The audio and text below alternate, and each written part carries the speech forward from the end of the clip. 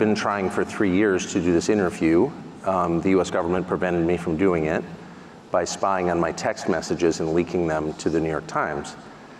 And that spooked the Russian government into canceling the interview. So I've been trying to do this, but my country's intel services were working against me illegally, and that enraged me because I'm an American citizen, I'm 54, I pay my taxes, I obey the law.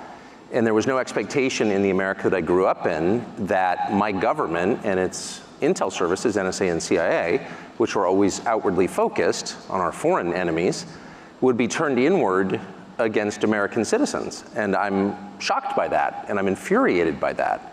And so once I discovered that that was happening, and I confirmed it was happening, and they admitted that they did it, then I was totally determined, monomaniacally dedicated to doing this interview, not simply because I want to know what Vladimir Putin is like and what he thinks about a war that is resetting the world and really gravely damaging my country's economy, but also because they told me I couldn't. You are known to be pro-Trump, anti-Biden. What is truthful in this? And you went to Putin because you are pro-Trump and anti-Biden? I mean, my views are not very interesting.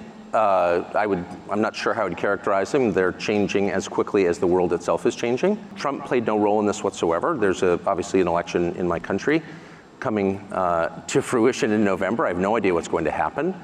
I think that the current administration is very obviously incompetent, and the president is senile. That's not an attack. Everyone knows it. It has now been confirmed, I would say, this week in the report that you're all familiar with. But, and that's very sad, but it had sort of nothing to do with the interview. What was radicalizing, very shocking and very disturbing for me was the city of Moscow, where I'd never been, the biggest city in Europe, 13 million people.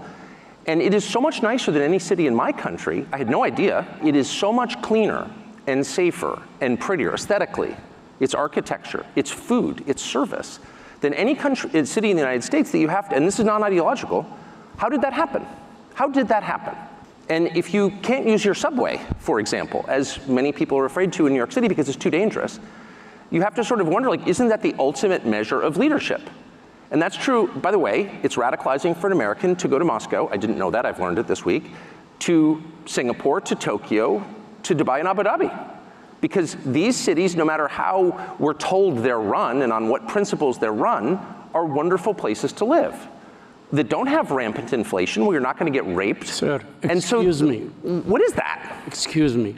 Are you anti-American model? No. I am the most pro-American. So I'm 54. I was born in 1969. I grew up in a country that had cities like Moscow and Abu Dhabi and Dubai and Singapore and Tokyo. And we no longer have them. And what I have discovered is that's a voluntary choice. Inflation is the product of choices made mostly by the central bank, not exclusively, but by policymakers.